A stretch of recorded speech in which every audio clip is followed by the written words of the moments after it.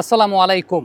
Mat রেনশোকে দ্বিতীয় টেস্টের দলে ডেকে পাঠানো হয়েছে এবং Matt Renshaw the Great Barrier রিফে ২টা সেঞ্চুরি করেছেন। একটা সেঞ্চুরি করেছেন তিনি শেফিল্ড শিল্ডে ভিক্টোরিয়ার এগেইনস্টে কুইন্সল্যান্ডের হয়ে, আরেকটা সেঞ্চুরি করেছেন ওইটারই 50 ওভার্সের ফরম্যাটে জাস্ট ফলোড বাই ওইটাও তিনি কুইন্সল্যান্ডের হয়ে ভিক্টোরিয়ার এগেইনস্টেই করেছেন। এই মাঠে 2টা সেঞ্চুরির রেকর্ডের মালিক তিনি। এখন ম্যাট রেনশোকে আপনি কিভাবে আটকাবেন? যে ম্যাচটা ম্যাট রেনশো এই মাঠে সেঞ্চুরি করেছেন সেই ম্যাচটায় তার আউটের ধরনটা যদি আমরা একটু লক্ষ্য করে দেখি, অ্যারাউন্ড দ্য উইকেট অ্যাঙ্গেল থেকে আসা একটা বল এবং সেটা 4 নাম্বার স্টাম্প বা অফ স্টাম্পের ওই করিডোরটায় পিচ করেছে, সেখান থেকে মুভমেন্ট হয়েছে এবং উইকেটের পেছনে তিনি ক্যাচ দিয়েছেন। এটা তার একটা কমন দুর্বলতার জায়গা। কেন আমি কমন দুর্বলতার জায়গা বলছি?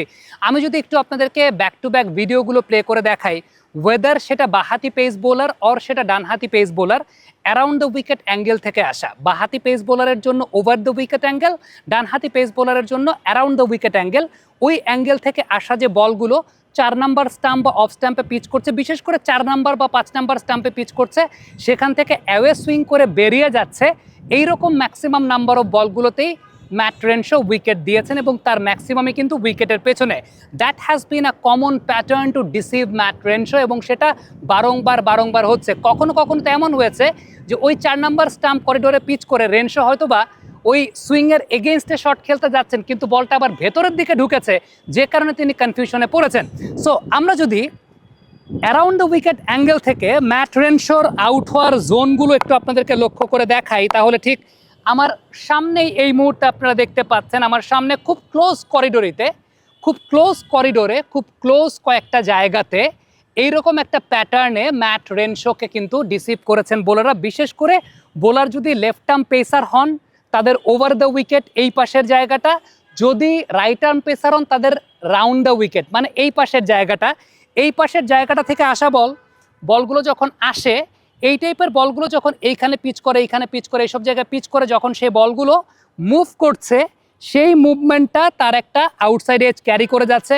ওয়েদার সেটা ড্রাইভিং জোনে, একদম সামনে ড্রাইভিং জোনে পড়ছে, কিংবা একটু তার পেছনে পড়ছে, কিংবা লেন্থের জায়গাটাতে পিচ আপ করছে, কিংবা একটু ব্যাক অফ দ্য লেন্থের জায়গায় পিচ আপ করছে, এই সমস্ত সময়ও কিন্তু ম্যাট রেনশোকে আমরা দেখতে পেয়েছি যে পেছনের দিকে তিনি উইকেট নিয়েছেন। So for Matt Renshaw angle is very important. You have to use that angle, around the wicket অ্যাঙ্গেলটা, এবং সেই জায়গা থেকে তাকে আপনার বল অ্যাওয়ে মুভমেন্ট করাতে হবে। হ্যাঁ, 5+ স্টার রেটিং প্রাপ্ত দেশের সর্বোচ্চ বিদ্যুৎ সাশ্রয়ী ওয়ালটন এসি স্মার্ট কমফোর্ট এখন নেক্সট লেভেলে।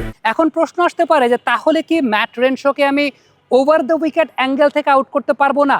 সেই সূত্রও আছে ওভার দ্য উইকেট অ্যাঙ্গেল থেকে ম্যাট রেনশোকে আউট করা।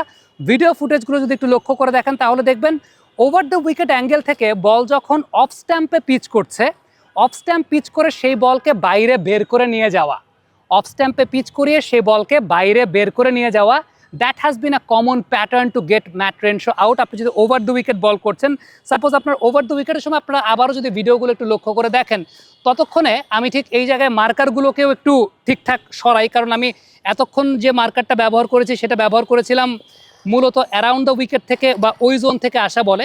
এবার আমি একটু ওভার দ্য উইকেট জোন থেকে আসা বলগুলো যদি আপনাদেরকে দেখাই, তাহলে এইখানে যে বিষয়টা খুবই কমন ফর ম্যাট রেনশো, আমি জানি না কতটুকু জিনিসটা আসলে হয়েছে, ওকে আপনারা এখানে ভালো বুঝতে পারবেন।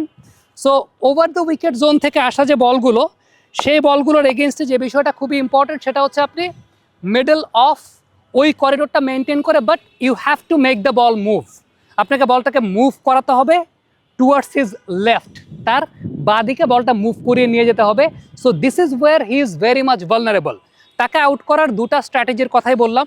একটা হচ্ছে প্রথমত ওই অ্যাঙ্গেলটা ইউজ করে, Shoriful might be a very vital factor if he plays. I don't know that Shoriful is going to play or not, but if Shoriful Islam plays then he has the capability to shape the ball away from the left hander. তার ডান হাতির এগেনস্টে incoming করার দক্ষতা আছে, তার মানে বাঁ হাতির এগেনস্টে বল বের করার ক্ষমতা আছে, যেটা বলছিলাম আমি একটু আগে দেখাচ্ছিলাম।